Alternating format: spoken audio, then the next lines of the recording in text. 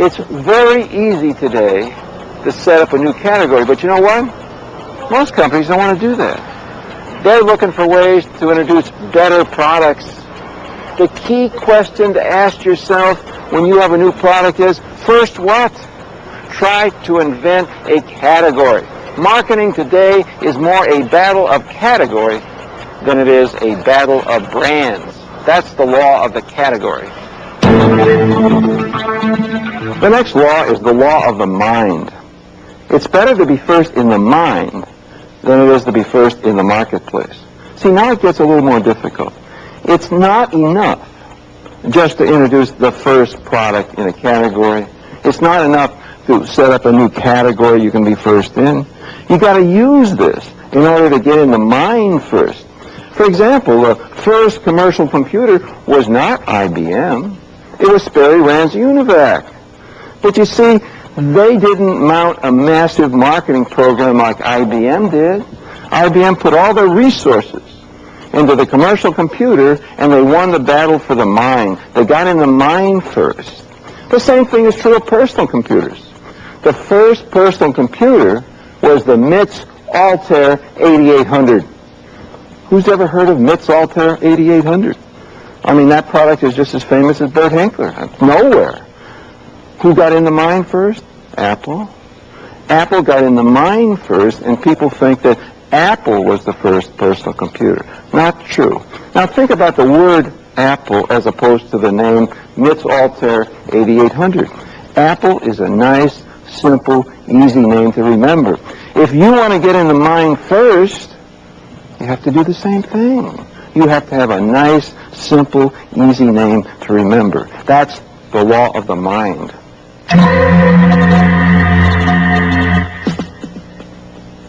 Now, there's a lesson here. It's not necessary to invent everything. However, if you have the resources, you move rapidly enough, you can dominate a market by getting into the mind first. It is very, very important to your success to be first in the mind of the customer or prospect. That's one of the key essences of success in business today. The next law is related to the law of the mind. It's the law of perception. Marketing is not a battle of products. It's a battle of perceptions inside the mind of the customer or prospect. Let me give you an example. Take automobiles. Most people think when you sell an automobile, it's horsepower, styling, and whatever. Not necessarily true. You have to think about the perceptions of the car inside the mind. Take an example of the Japanese imported cars in America. Now, in the United States, the largest selling Japanese imported car is Honda. Number 2 is Toyota. Number 3 is Nissan. Now, in Japan, they sell exactly the same cars. You would think, would you not, if marketing were a battle of products, that the sales order in Japan would be at least similar to the sales order in the United States, but it's not. In Japan, Toyota is number 1, and Honda is number 3. In Japan, Toyota outsells Honda more than 4-1.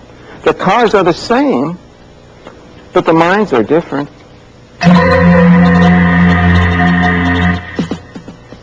If I walked into my office in New York and told my daughter I bought a Honda, she'd say, "Dad, what kind of a Honda did you get? Did you get the 2-door, the 4-door? Did you get the hatchback?" If I lived in Tokyo and walked into the office and told my associates I bought a Honda, they would say to me, "Al, what kind of a motorcycle did you buy?" Because you see, in Japan, when you say Honda, you think motorcycle. So why would you buy an automobile from a motorcycle company? That doesn't fit the perception of Honda in the mind. Take another example. Coca-Cola. As you may know, a number of years ago, Coke introduced a better tasting product called New Coke. How do we know it was better tasting? Because the Coca-Cola company did 200,000 taste tests, and they proved that New Coke tastes better than Pepsi, and Pepsi tastes better than the original formula, now called Coca-Cola Classic. So what is winning the battle? Is it the best tasting cola? No. New Coke, the best tasting cola, is number 3 in sales. And the regular Coca-Cola, the old formula, now called Coca-Cola Classic, is number 1 in sales. Why is that? Well, think about it. The can says New Coke. People look at that and say, they changed the formula. I'm not going to like the taste of that. So you taste it and say, I don't like the taste. The mind tells the mouth what something ought to taste like. Perception is critical in marketing. It's perception. You have to match what's in the mind if you want to be successful. Take another example. Volkswagen. Volkswagen came into the U.S. market with a small, ugly, but reliable car called the Volkswagen Beetle. It quickly became the best-selling imported car in America. 1 year, it had 67% of the imported car market. So what did Volkswagen do? They came out with a full line of good-looking cars. People looked at those cars and said, they're not Volkswagens. So today, Volkswagen's share of the imported car market is just 4%, in spite of the fact they have a full line of 8 good-looking cars. Now, Volkswagen, as you may know, has been showing a new car called Concept 1 in automobile shows around the world. People look at that car, small, ugly, reliable, and say, that's a Volkswagen. I think that car is going to be a big seller. It matches what's in the mind of the customer.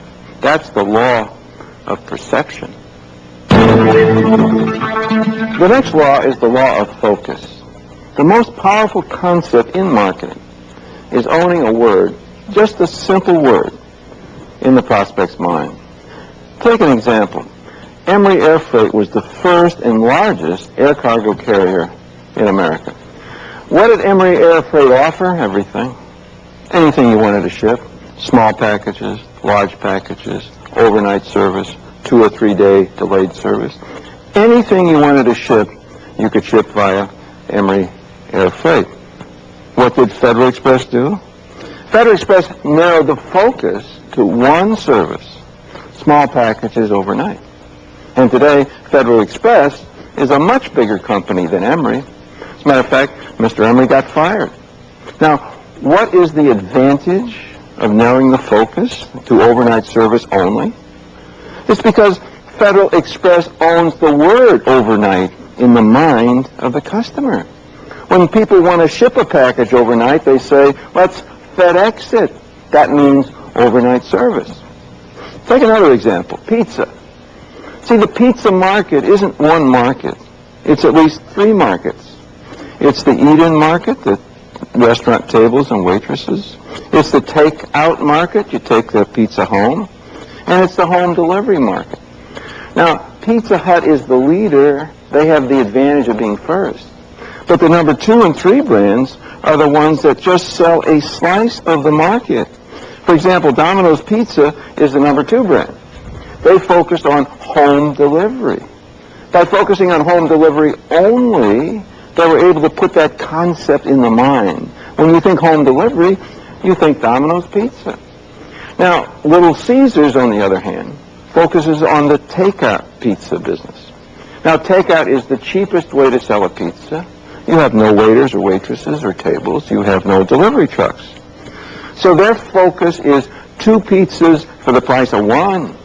Or as they say in their advertising, pizza, pizza.